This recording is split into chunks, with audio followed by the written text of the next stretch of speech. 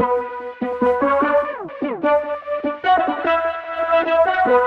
back to another fantastic edition of the His and Her Money Show, where we make it our business to help you take dominion over your money and your life. And we're going to do that again on today's episode. I'm beyond excited, and you'll see why in just a minute. But first, I just want to tell you thank you. You don't have to be rocking with us, but the fact that you are, we want you to know that we appreciate it. Thank you for tuning in. And let me just tell you up front, if you happen to hear something that's valuable, we want you to share it. We won't want you to be stingy. We want you to be a good friend, a good family member. Put it on social media. Tag us at His and Her Money so that we can show you love right back. Now, let's get to today's episode. It's a big deal because we have a big guest, and I'm excited to have this big conversation. I think a much needed conversation that often we're a little bit afraid or hesitant to have, but one that is extremely necessary. I'm going to be talking with none other than New York Times bestselling author, pastor extraordinaire, Michael Todd. He's waiting in the wings to talk to us about the concept of being damaged, but not destroyed. So as always, get your pen and paper ready, get your notes app open on your iPad, and get ready to jot down these nuggets that are about to be dropped so that you can apply what you learn in today's episode. Hey, Pastor Mike, welcome to the His and Her Money Show. What's going on, my brother? I am so excited to be here with you today. I think this is going to be the best podcast I've ever done. I'm gonna go ahead and co-sign that right now.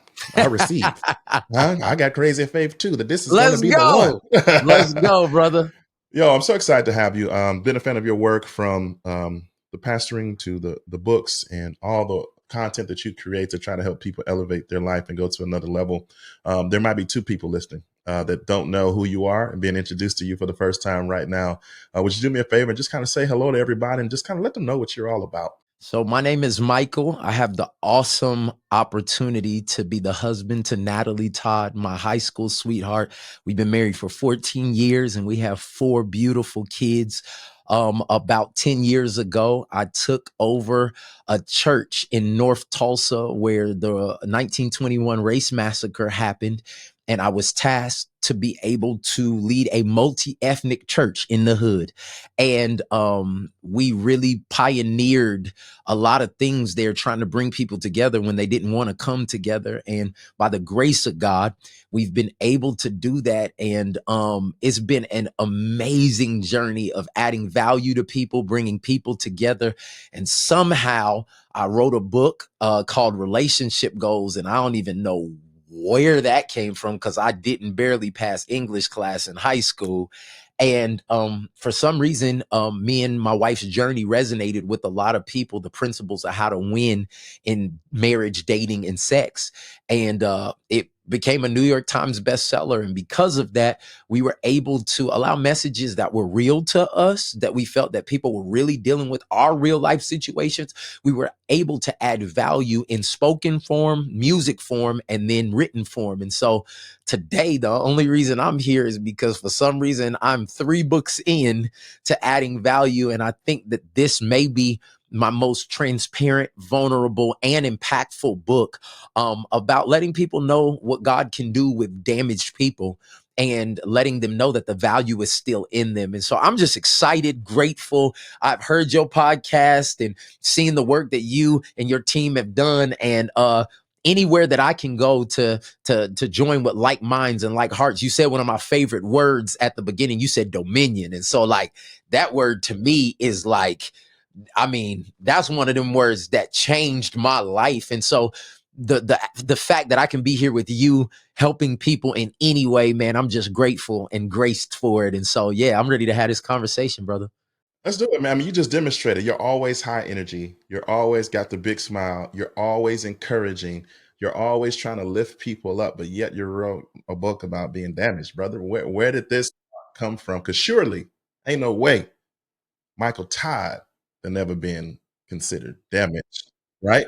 So, oh, no. That's the furthest thing from the truth. My smile is authenticated by my damage. Like the light is only actually light because there is darkness.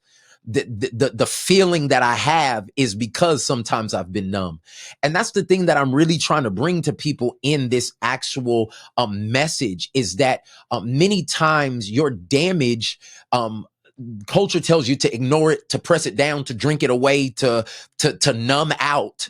But I believe that our damage is actually like the light signals on your car telling you that you need to actually do something. It's warning signals. It's telling you to pull over.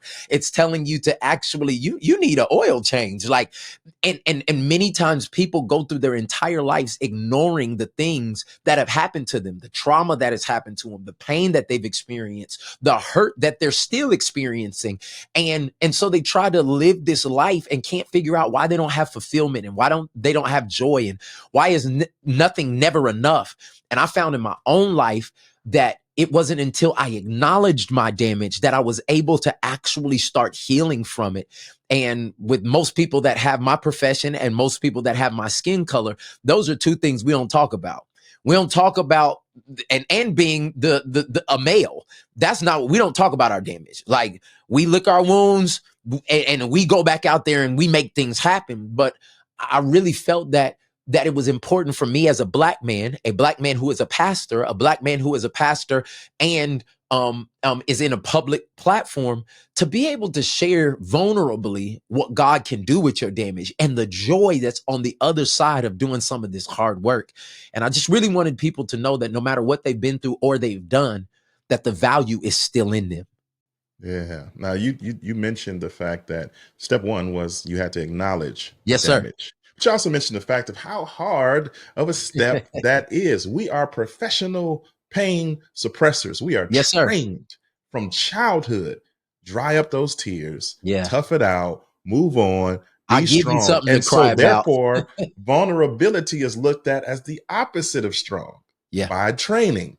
So how did you, being you said you're a black male Christian, you grew up, you got all brothers, just a bunch of testosterone around the house, everything. right? Everything is funky and fighting. Like, we funky and fighting. It's food, funk, and fight. That's what it was.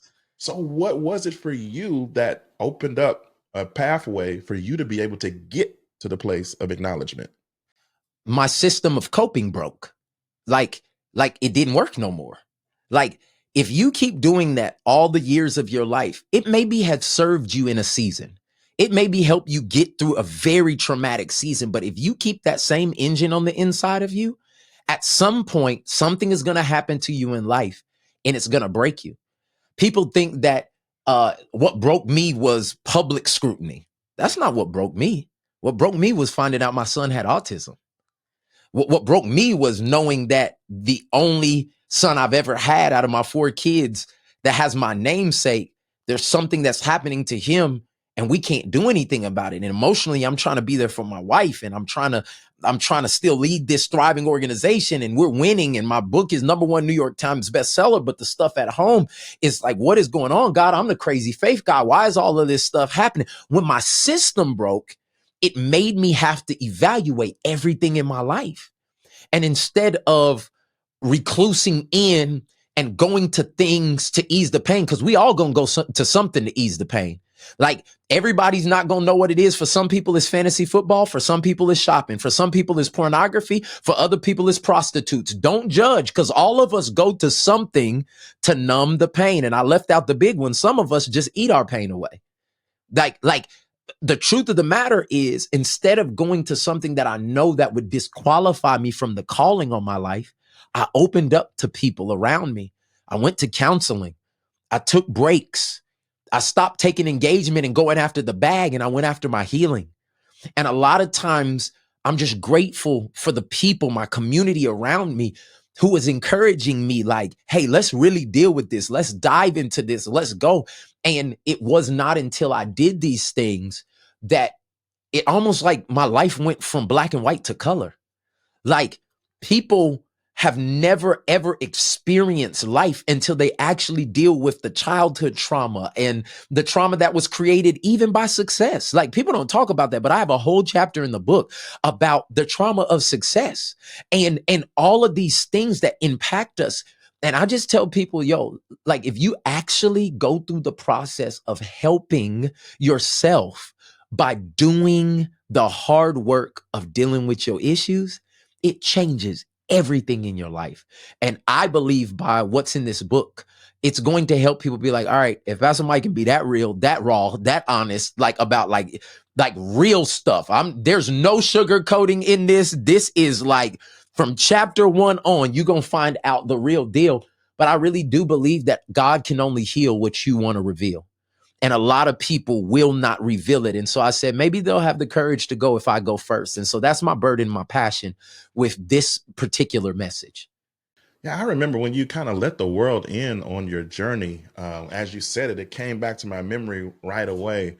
I don't know what year it was, but I remember the illustration. You were sitting underneath a weight bench, Yeah. and you kept putting weights on it. And that was the first time I heard you kind of acknowledge the fact of what you were going through with in regards to MJ Yeah. and what that was like for you personally. Because again, we're looking at the outside. I've been watching you since for a long time. So I've seen the ascension, and it's like, man, everything is looking great from the outside. And then you were transparent and letting the world know that sometimes the weight gets a little too heavy. And then somebody strong came out and helped you lift the weight Yeah. to resemble when we bring God into the equation. But in that moment, like in the darkness, that realization, that first initial diagnosis of MJ and the stages that you have to go through. But I'm a former special needs teacher myself, so I've Okay, walked that's with what's up. parents through the journey.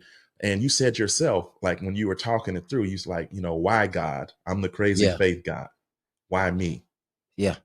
A lot of people, like the anger goes upward. Yeah. I'm wondering, did it ever do that to you? Did you ever, God, what is this? And if somebody finds themselves there, Yeah. how do they come back off the ledge?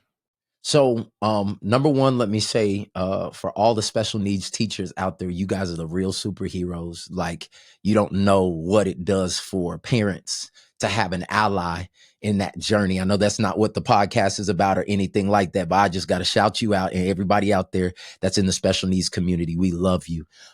Two, yeah, man, like, when daddy disappoints you, you get frustrated. Like, I thought you said you would never leave me or forsake me. I thought you said that you was going to be a miracle worker. I thought you said like, and yeah, there was a season and a time where in my private time with God, it felt like I was just disappointed. But what I was reminded of that in this life is our disappointments are actually opportunities for God to prove himself real. And in my disappointment, I knew God had been too good to me. I knew his character to not walk away. It was kind of like a little kid that's like, I hate you, but it's like, behold me. Like, you know what I'm saying? Like, pick me up, but I don't like, that's kind of what it was for me. And the thing truly that you got to know, and anybody that's listening that finds themselves in a place where you're mad at God, frustrated at the situation, don't understand why this could happen to you and why you lost and why you would have a miscarriage and why the business went under, like all of that other stuff. God's big enough to handle your real emotions. He's not moved by how you actually feel. I tell people like this, cuss, talk crazy, do whatever. He is not, his position as God and Father does not change because of our emotional temper tantrums. Just like I have children that flip out sometimes and do different things like that. That don't change that I'm their daddy and that I'm providing for them, that the bed they about to go sleep in that I gave them, that the lights that they about to turn on, I provided for them. And I just think so many times we run away from God when we should bring all of our damage to God. I talk about it in the book several times that our damage brought to God is the thing that actually can change our lives. Not us sitting around making a throne of our damage and worshiping it and using it as an excuse, but it's like, God, I'm broken. I'm mad. I hate people right now. Can you help me? And there's a scripture that comes to mind all the time that always wrecks me. It says, God is close to the brokenhearted. God is close. He draws near to those whose hearts are not put together. And I was at the place with all of my faith, with all of my impact, with all the place where I had to bring God damaged areas, some from my childhood and some from just a couple weeks ago. You know what I'm saying? Like, but he was able to handle all of that. And so my encouragement to anybody that's listening, man, your damage is not too big for God. It may be too big for your relationship. It may be too big for your friend group. They may not can't handle that because honestly, you dealing with your damage is a trigger for them and they need to deal with their damage. But like when you give it to God, man, he'll surround you with right people, give you new steps, give you resources, even like this book to be able to see like, what should I do next? And that's what I'm hoping. I just want to be a coach. I'm not talking from a place of perfection. I'm talking from a place of progression. And I think that if people start taking steps, they'll end up in destiny where they really want to be. I just hope y'all appreciate all these alliterations, man, because he go PP, then he go CC, then he go AA. I just hope y'all appreciate what he's putting down on this microphone. Hey, man, So I just appreciate you, brother. All I'm trying to do as a communicator in any form, I'm trying to help people remember it. and you're one of the best. There's so much content coming to people. And if I can give them any handles to try to remember something that may help them, that's what I'm trying to do. Yeah, I be trying to get my mic tied on. It just don't come out the same, man. I be trying though. So damage, but not destroyed. The fact that there's a but there means that sometimes even the journey to acknowledge the damage brings about a feeling of destruction, like worthlessness, like low value. And your aim is to help us to not fall into that trap. No. But it's an easy trap to fall into. Yeah.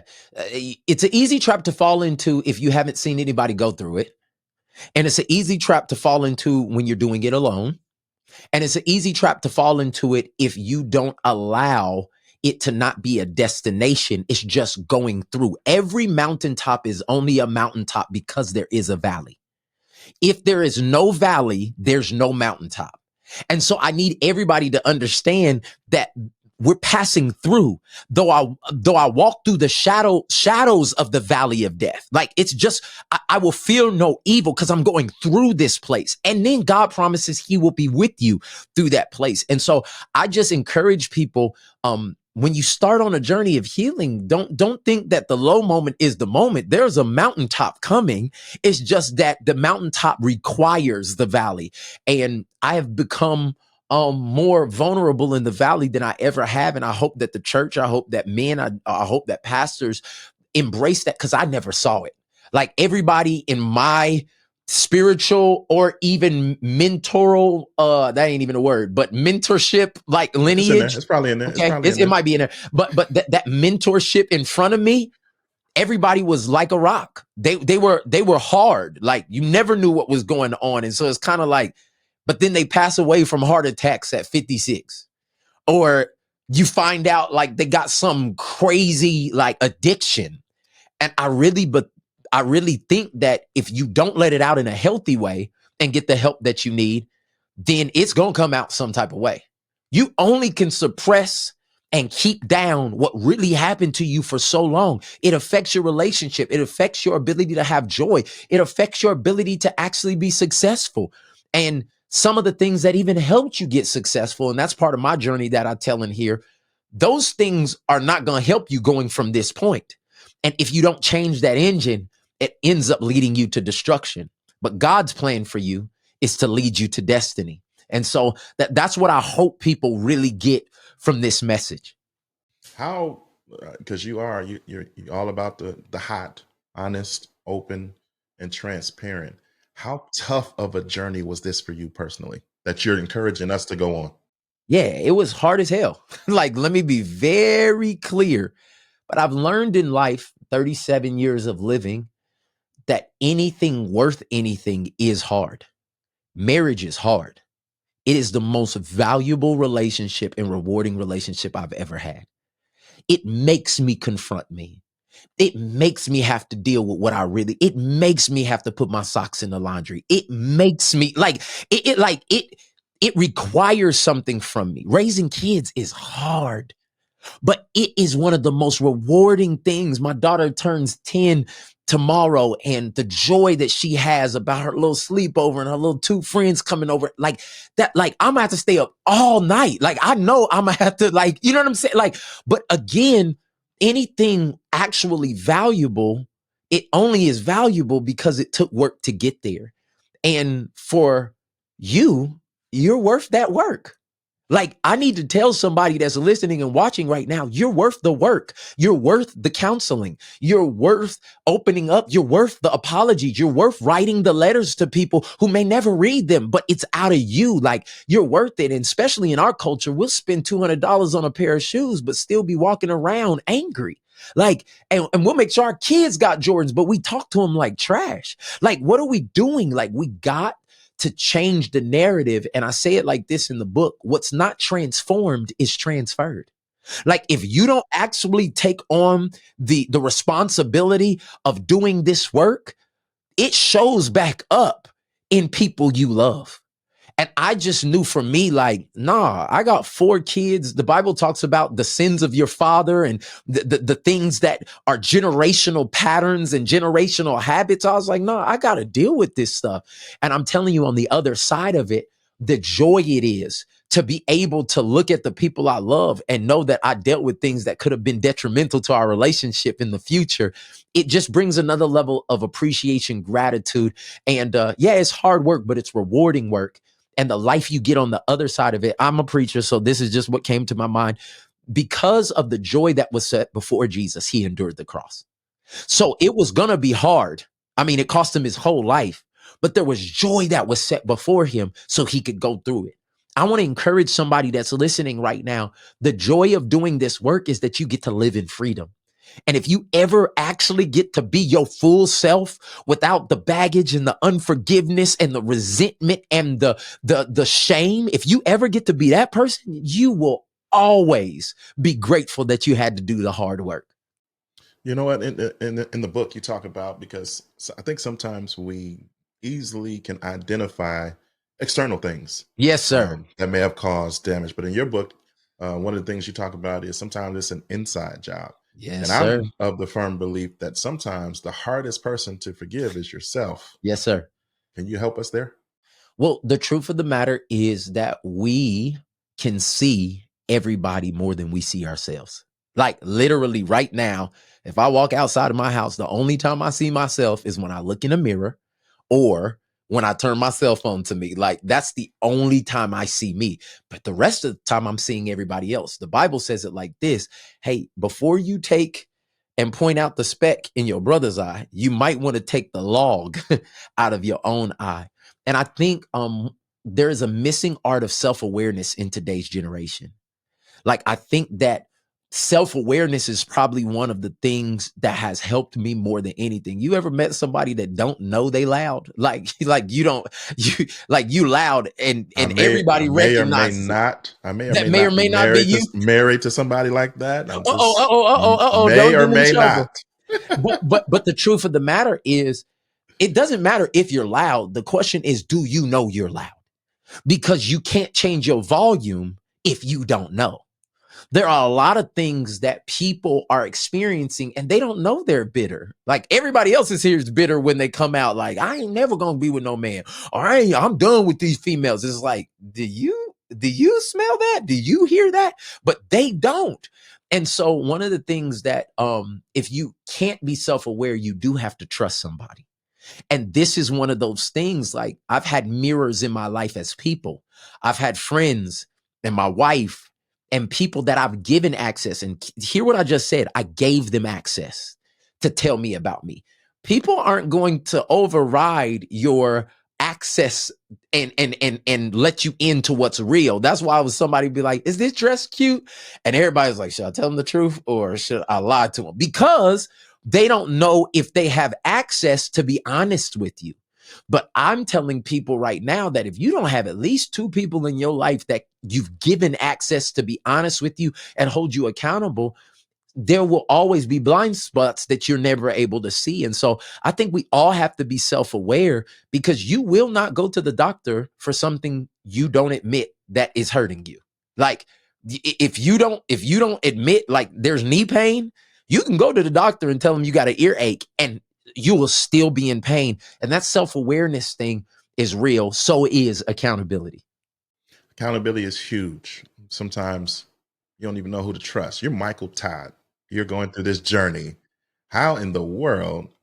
What's your filters? Like, give us some insight, because you can't trust everybody with this journey. This is a sensitive journey.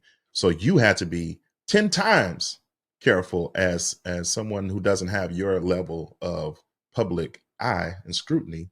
So give us some insight and some tips on how to find an accountability partner for this journey.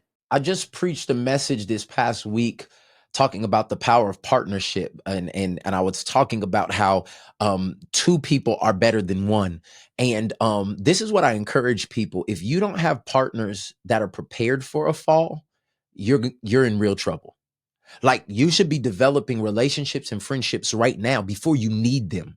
If you're gathering them when you need them, it's too late. Gratefully and thankfully, um all of the people around me, we've been on a journey for probably, we've been friends for a long time, but we've been on this journey of healing for about 5 to 6 years. So when I start, it percolates at different times. Like, somebody goes through something and then everybody kind of helps and rallies around them, and somebody else goes through something and a couple of us go through stuff at the same time.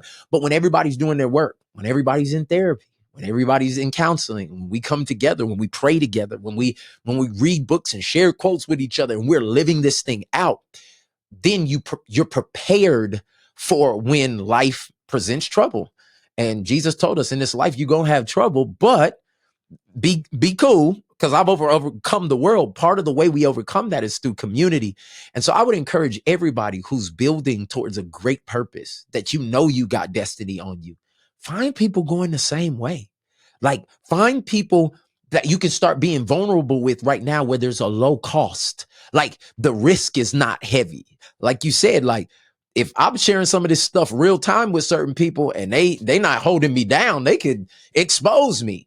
Instead of exposing me, what they're doing is they're actually helping me exfoliate. They're helping me get it off of me so that I can come back pure, right, helpful, valuable. And so I would just encourage everybody to evaluate their circle. Get you some partners that are made for the fall so that you can walk into your God-given purpose. Amen. Now, big percentage of our audience is married, just like you. As you were going, this started off as a personal journey, personal healing journey. How did you include Natalie, your wife, in the journey? And how can those of us who are married, as we prepare to go on this journey, include our spouses as well? So one of the things that I tell people when they ask is, Natalie started the journey first. It's so interesting that I thought I was just going to pray my way through the journey. You know what I'm saying? I was going to throw some prayer on it and keep being successful and be able to take vacations, and I was going to be all right. You know what I'm saying? That's kind of how it started for me, because the diagnosis of my son, MJ, it affected her differently than it affected me, and depression and guilt and shame and all of this stuff started coming in. So we started going into a season of intensive counseling. I'm talking about every other month, we were going to Colorado to see this lady for 5 days straight. And every day it was 7 hours of counseling. You talking about work every day? Like, I'm talking about, all kinds of therapies and all this. So we're doing this for a year before I even check in. I'm thinking I'm just supporting her. Like, I'm here as a good husband. I'm da da da da da. And I'm hearing this language and stuff is starting to hit me different. And I'm like, dang, what happened to me as a child? Like, dang, why do I do this? And it was her going on that journey and me being empathetic and supportive in that actually rubbed off on me. And I was like, hold on, there's some stuff I need to deal with. And some of the external pressures and the different things that were happening in my life, and even the trauma of success and all of those different things that were happening, it made me be like, hold on. It culminated at me with my mentor, Tim Ross, in Oklahoma City at a Crackle Barrel. And I was just evaluating everything. And he's sitting there eating. I tell the story in the book. He's eating a pile of eggs. I mean, this man is the strangest, smartest man I've ever met in my whole life. And he's eating these eggs, and he just asked me this question. Like, he said, when did good stop being good for you? When did you start holding yourself to the standard of great? And I was like, what are you talking about? And this question wrecked me, bro. Like, and I realized through a traumatic situation that happened when I was 12 years old, I divorced myself from good. I hated good. Like, I don't care about good. anything I do is going to be great, because I was good then and they still didn't let me play. They still didn't see my value.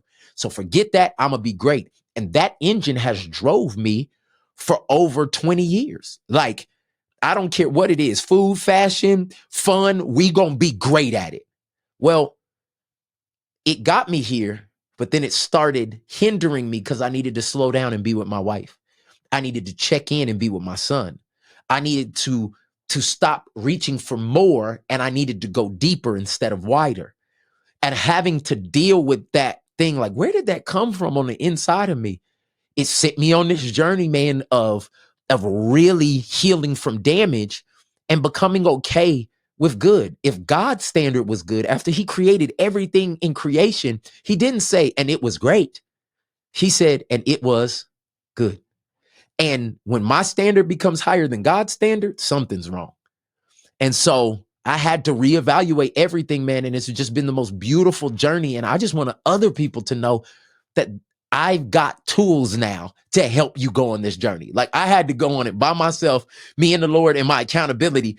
But what I was doing all along the way is I was journaling and writing down and seeing what worked. And now I just want to be a coach for somebody. I just want to be like, hey, if you do these things, this is going to help you expedite your journey of healing, and you're going to turn your trauma into triumph. And that's my burden with this message.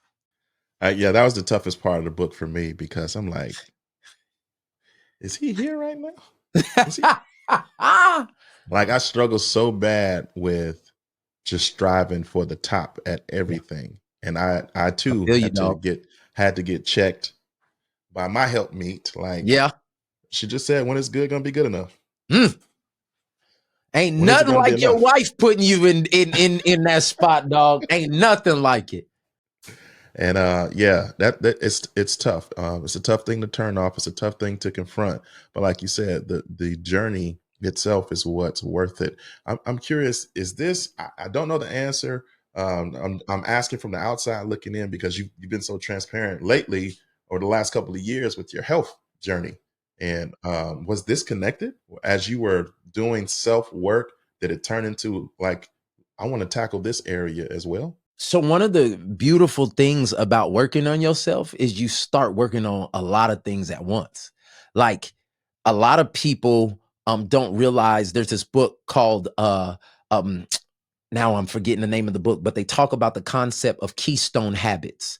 And what ends up happening is there's certain habits that you start and it makes a ripple effect in every area of your life. When I started this journey of healing, it was like, yeah, like, I actually need to start walking. Like, my waistline is ridiculous right now. And honestly, I was emotionally eating. Like, if we won, if I did something great, we eat. If it sucked, we eat. If we celebrating somebody's birthday, guess what we doing? We eating. If we felt lonely, we eating. And it was just like this. It was like, this makes me feel good. And many times, like I said, we do things knowingly or unknowingly to really self-medicate. And I was like, hey, I need to do something about this. And so, yeah, 2021,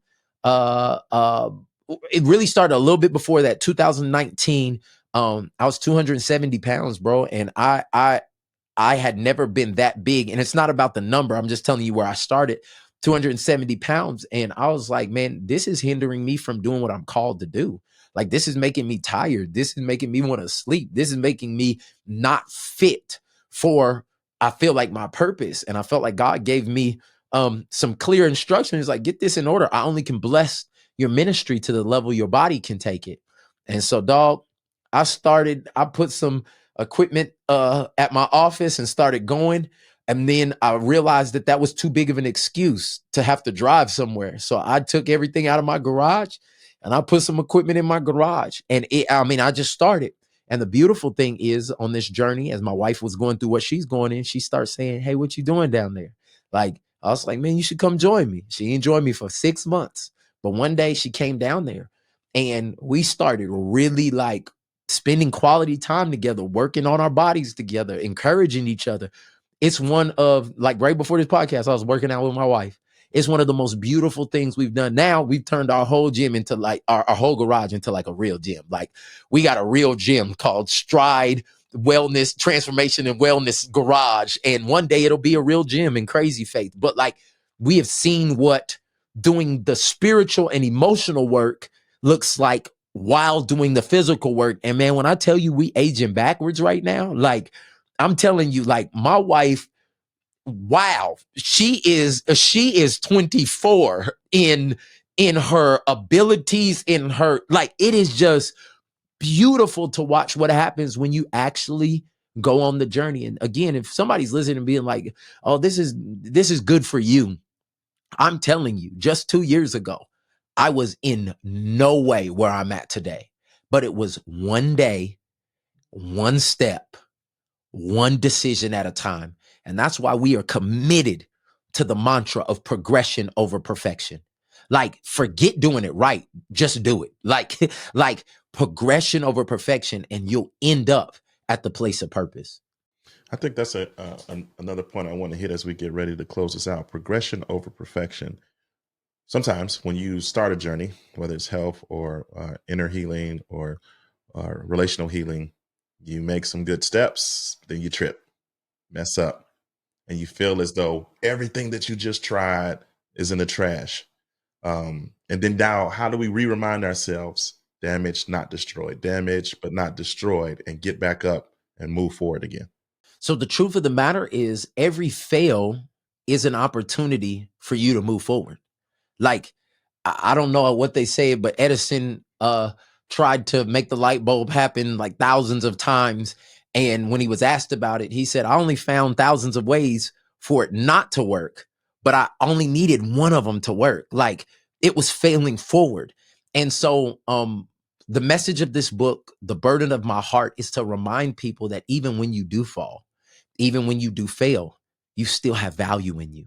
Like I remember my mom going to the dented and a slightly used section in the grocery store. I don't even know if they still have this in grocery stores now. Everybody doing Uber Eats and DoorDash, but back in the day, the only food we had was when somebody cooked it. You know what I'm saying? And I remember my mom going to Warehouse Market, and she would go to the back because she had 5 boys and my parents were in full-time ministry. And so sometimes it was good, sometimes it wasn't. And she was going to make sure we was good and make the ends meet. And so she would go to the dented and damaged area, and she would take cans that had rips and cuts and bruises and hits in them, but she knew the content on the inside of them was still good. And she would take that, and she's a master chef, and she would take it back home and she would cook it up in a way and add seasoning and put the right amount of fire on it so that when we ate it, it tasted better than anything that we had ever tasted. I think that's what God's doing in so many people's lives if he would allow them to. Yeah, you failed. Yeah, you messed up. Yeah, you went back to that relationship. Yeah, your business did not do what you thought it was going to do. Yeah, you went back to that addiction for a season. But what I'm telling you is, though you may be dented, though you may be damaged, though you may be cut, scraped, and scratched, the content, the true person of who you really are is still good. God sees you as good. And if you allow the master chef, in this instance, I say God, to put his hands on you and even put a little fire on you, like it could change the way that you are devoured as well as the flavor that you bring to this earth. And so I'm encouraging people, like, be okay with where you're at, but don't settle there, because there's a huge destiny for you. And I believe value is still in you. God can take you from trauma to triumph. And I just want people to know they may be damaged, but they are not destroyed. Well, it's time for us to do our work, sir. So tell us a little bit more about what we'll find in the pages of your brand new book, Damaged but Not Destroyed, and where we go get our copy from. So if you want to take the life that you're living now and actually put it through a filter so that you can see how you have ended up where you are, what triggers you, what makes you angry, and what you can do to go to another level of healing, I want you to go on a journey with me in my brand new book, Damaged but Not Destroyed. I believe that I can be your coach because I've walked through it and show you how to go from trauma, real stuff that happened, family stuff that happened, drama that has happened, and that trauma can turn into a triumph. I believe that God can take all your pain and turn it into your platform. Damaged but Not Destroyed is available everywhere books are sold. Barnes and Nobles, Target, Walmart, Amazon, Books A Million, everywhere you can find it. Or you can go to IamMikeTodd.com and you can get it there. And I just pray that it adds value to your life. I would never release a product into the earth that I do not think is valuable to actually transform somebody's life. And this book may be my most valuable book that I've ever offered creatively to the world. And I'm just excited to hear the testimonies and the journeys and the stories of people, because they're going to heal. They're damaged, but they're not destroyed. I personally co-sign. The book is fantastic. Everybody, make sure you get a copy. We'll have a link to the book in the show notes of this episode. Just click it, pick it up. Let's do this work. It's necessary. It's necessary. Pastor Michael, thank you so much. We know you're super busy, so thank you for taking time out of your schedule to come by the His and Her Money Show and share this value with us today. Now you got to have me back so we could talk about money, okay? Because I done learned a few things about what money can do and how we need to prepare ourselves for it. So we might need to come on back and make a part 2 sometime. I'm about to email your assistant right now. Let's go. Thank you so much. Hey, God bless, bro. Well, there you have it, ladies and gentlemen. Another edition of the His and Her Money Show is in the books. Thank you so much for tuning in. Speaking of books, make sure you pick up a copy of Michael Todd's brand new book, Damaged But Not Destroyed. It's worth it for you, because if you're healed, then you get to help somebody along their journey as well. That's a part of taking dominion over your money and your life. That's all we got for this time, guys. It's been great. Until next time, peace.